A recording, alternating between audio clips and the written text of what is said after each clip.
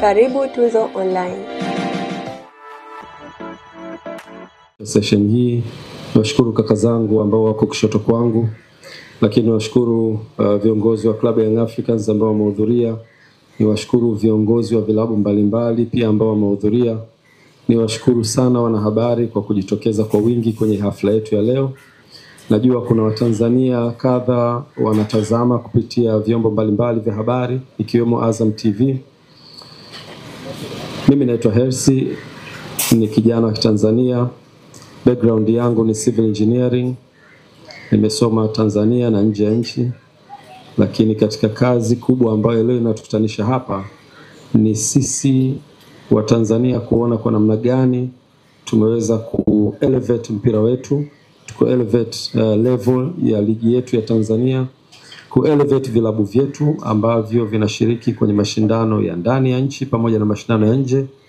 Na specifically nitajikita kwenye Young Africans, na nitoe shukrani za dhati kabisa kwa wanachama wa Young Africans kuniamini. Lakini imani hii haikuja bahati mbaya, ilianza kipindi cha nyuma ambacho tulikuwa tunataka kuisupport Young Africans kutoka kwenye ule wakati mgumu. Katika maisha kuna up and downs, na klabu ya Young Africans ilipitia kuanzia mwaka 2016 tulivyompoteza mwenyekiti wetu baada ya kuachia nafasi ya mwenyekiti ambaye alikuwa wakati huo ni mdhamini na wakati huo ni mwenyekiti wa klabu yetu. Alikuwa ana support kwenye level ya administration kwa maana akiwa kama mwenyekiti, na alikuwa pia ana support kwenye eneo la finance kwa maana uchumi wa kifedha. Downfall yetu ilitokea baada ya yeye kuondoka, na Mungu amtangulize mbele za haki mwenyekiti wetu kakaangu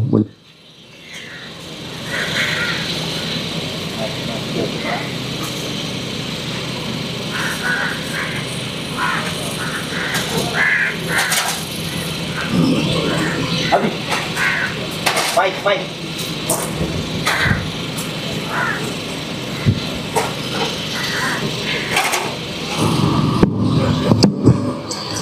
Baada ya kumpoteza mwenyekiti wetu Yusuf Manji ambaye ametangulia mbele za haki, tumuombe Mungu ampe pumziko la milele.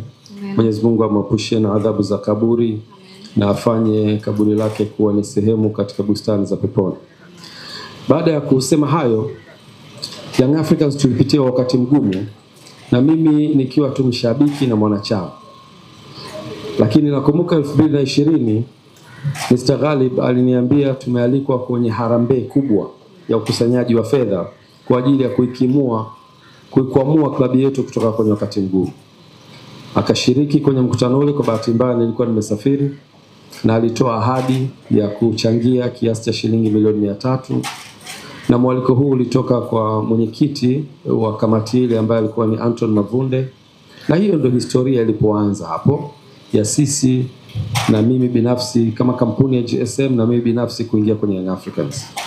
Baada ya kupita kwenye hatua, ilitolewa pia nafasi ya klabu ya Young Africans kumtafuta mzabuni wa jezi, ambayo kampuni yetu iliweza kubid na ikapata nafasi ya kutengeneza jezi. Na mimi nikiwa kama mkurugenzi wa uwekezaji ilikuwa ni fursa kwangu kuhakikisha tunapata ile biashara. Lakini baadaye tukaja kugundua biashara hiyo haiwezi kwenda kama timu haifanyi vizuri. Kwa hiyo nikakaa na Mr. Ghalib akaniambia, bwana, sasa hii bahati nzuri ni timu unayoshabikia na wewe ndio mwekezaji mwenyewe, fanya jitihada sasa ili biashara ifanikiwe kuhakikisha una elevate level ya timu. Basi nikaja kwenye nafasi hiyo ya kibiashara, lakini kuhakikisha tunainua thamani ya klabu yetu ya Young Africans.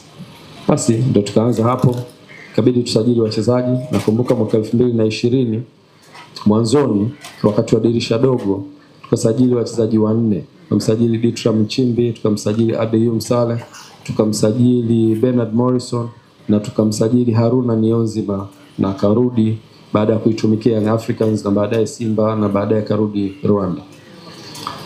Kwa hiyo ulikuwa ni task yangu ya kwanza kusajili wachezaji na kuhakikisha timu inakaa mahali pazuri. Kwa hiyo tukaweza kuihamisha kutoka Neverland kuja Regents Hotel, tukaitafutia uwanja wa mazoezi, tukapata uwanja wa chuo cha sheria, tukaanza kufanya kila linalowezekana kuhakikisha timu inashinda kwa maana ya kumotivate, kuweka thamani ya kifedha.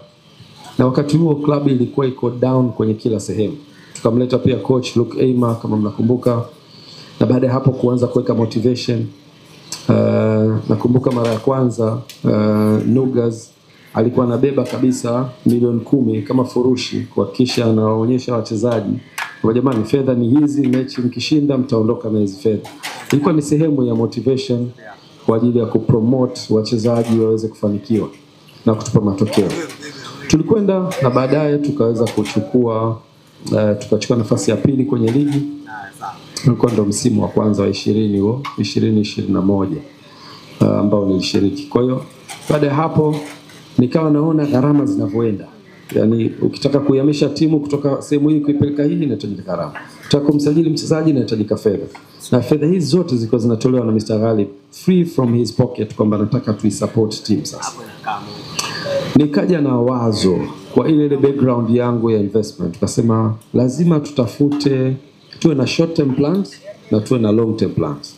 Short term ni hii kusupport kuinua quality. Lakini long term hii timu inapaswa kuweza kusimama kwa miguu yake. Inaweza kuwa ni 100% au inaweza kuwa ni 50% au inaweza kuwa 75%. Kwa hapo tukasema lazima tutafute mfumo utakaofanya timu isimame imara yenyewe na tupunguze utegemezi. Kwa hiyo mwenyekiti Dr. Msola alikuwa tayari ameshakuja na wazo la transformation. Nikasema hapa tunaweza tukatumia hili wazo, tukalipa nguvu hili wazo likaweza kutransform timu yetu.